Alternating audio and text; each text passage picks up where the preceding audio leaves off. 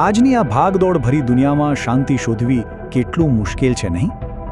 એવું લાગે છે કે સતત દોડધામ, ટેન્શન અને ક્યારે શું થશે એની ચિંતા.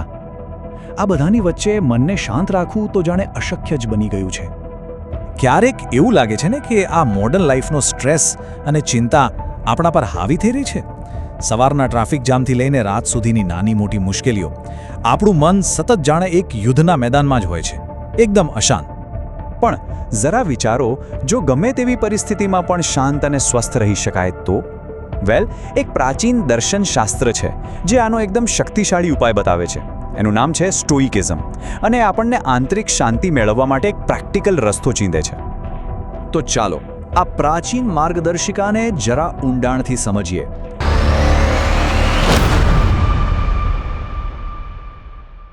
આખરે આ સ્ટોઇકિઝમ છે શું, અને એ આપણી આ મોડર્ન લાઈફમાં કેવી રીતે કામ આવી શકે છે? જુઓ, સ્ટોઇકિઝમનો પાયો એકદમ સરળ પણ બહુ જ ઊંડા વિચાર પર ટકેલો છે.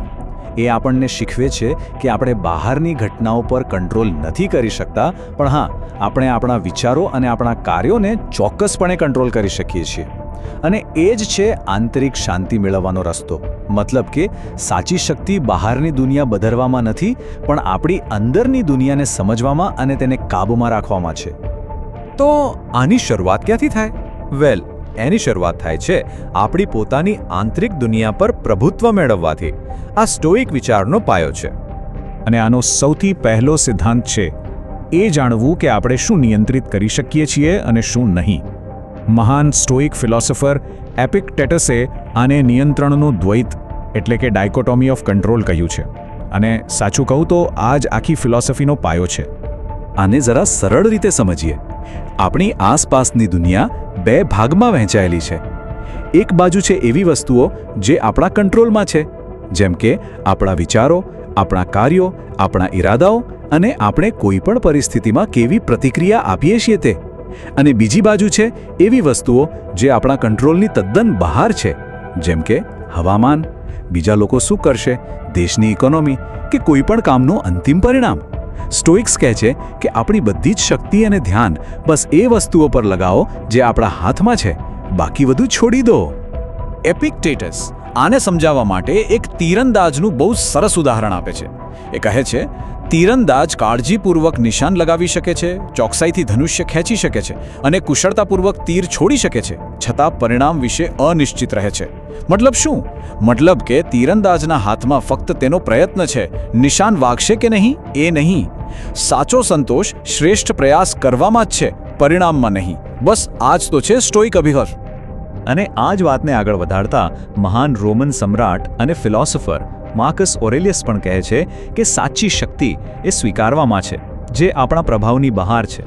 જીવનના ઉતાર ચઢાવનો સામનો કરવાને બદલે તેને સ્વીકારી લેવામાં જ સાચી શાંતિ છે. ઓકે, તો આપણી માનસિકતા તો સેટ થઈ ગઈ, પણ હવે આ વિચારધારાથી એક મજબૂત અને અડગ ચારિત્ર્યનું નિર્માણ કેવી રીતે કરવું? ચાલો એ જોઈએ. શક્તિનું નિર્માણ અંદરથી જ થાય છે. ખબર છે, સ્ટોઇક્સ માટે પ્રતિકૂળતા કે મુશ્કેલી કોઈ દુશ્મન નથી, પણ એ તો એક છીણી જેવી છે જે આપણા ચારિત્રને ઘડે છે. એપિક્ટેટસ માનતા હતા કે દરેક પડકાર આપણને વધુ મજબૂત બનાવવા આવે છે. દરેક મુશ્કેલી આપણી અંદરની તાકાતને પારખવાની અને તેને વિકસાવવાની એક તક છે. અને આ મજબૂત ચારિત્ર્ય બનાવવા માટે સ્ટોઇક્સ 4 મુખ્ય સદ્ગુણો પર ભાર મૂકે છે. પહેલું છે વિવેક, એટલે કે દુનિયાને સ્પષ્ટ રીતે જોવાની અને સાચા નિર્ણયો લેવાની ક્ષમતા. બીજું છે હિંમત, એટલે કે ગમે તેવા પડકારોનો દ્રઢતાથી સામનો કરવો. ત્રીજું છે ન્યાય, એટલે કે હંમેશા નિષ્પક્ષ અને નૈતિક રીતે સાચું કામ કરવું. અને ચોથું છે સંયમ, એટલે કે આત્મનિયંત્રણ રાખવું. આ 4 ગુણો જ આપણને સાચો રસ્તો બતાવે છે. તો આ બધી તો થઈ ફિલોસોફીની વાત, પણ આને રોજે રોજની લાઈફમાં પ્રેક્ટિસ કેવી રીતે કરવી? ચાલો હવે એની વાત કરીએ, કારણ કે દર્શનને ક્રિયામાં ફેરવવું બહુ જરૂરી છે. ફિલોસોફર સેનેકા એક બહુ જ મહત્વની વાત કહે છે, માઇન્ડફુલનેસ, મતલબ કે વર્તમાન ક્ષણમાં જીવવું. શું છે આ? બસ 3 સિમ્પલ સ્ટેપ્સ. પહેલું, વર્તમાનમાં રહો. બીજું, જે પણ કરી રહ્યા છો એમાં પૂરેપૂરા ડૂબી જાઓ. અને ત્રીજું, ભૂતકાળના અફસોસ અને ભવિષ્યની ચિંતાઓથી પોતાને અલગ કરી લો. બસ આ જ ક્ષણ પર ફોકસ કરો. આ સિવાય પણ બીજી કેટલીક દૈનિક પ્રેક્ટિસ છે જે બહુ મદદ કરે છે. જેમ કે આપણી ઈચ્છાઓને મર્યાદિત કરવી.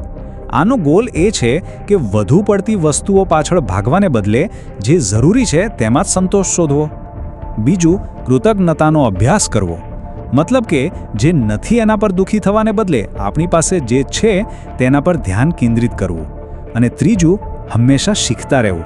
આજીવન શીખતા રહેવાની પ્રતિબદ્ધતા આપણને આવનારા પડકારો માટે તૈયાર રાખે છે. તો આ બધું ભેગું મળીને આપણને ક્યાં લઈ જાય છે? એ આપણને જીવનના પ્રવાહને અપનાવતા શીખવે છે અને એ જ છે આપણી આંતરિક શાંતિનો સાચો માર્ગ. તો આખા વિશ્લેષણનો સાર શું છે? બસ 3 મુખ્ય વાતો. પહેલું, પોતાના મન પર કાબૂ મેળવો. બીજું, પોતાના ચારિત્ર્યનું નિર્માણ કરો. અને ત્રીજું, આ બધી બાબતોનો રોજ અભ્યાસ કરવા માટે પ્રતિબદ્ધ રહો. બસ આટલું જ. અને છેલ્લે માર્કસ ઓરેલિયસના એક વિચાર સાથે સમાપન કરીએ. બધી વસ્તુઓના ક્ષણભંગુર સ્વભાવને સ્વીકારો. બ્રહ્માંડના નૃત્યનો પ્રતિકાર કરશો નહીં, પરંતુ તેની સાથે સુમેળમાં નાચો. આનો અર્થ એ જ છે કે જીવનમાં કશું કાયમ નથી રહેતું. આ બદલાવનો વિરોધ કરવાને બદલે તેની સાથે તાલમેલ બેસાડવામાં જ સાચી અને ગહન શાંતિ છે. તો આ ચર્ચા પછી એક સવાલ સાથે આપ સૌને છોડી જઈએ છીએ. આજે એવી કઈ એક પ્રતિક્રિયા છે જેનું નિયંત્રણ આપણે પોતે પસંદ કરી શકીએ છીએ? જરા વિચારજો. આનો જવાબ આપણી અંદર જ છે.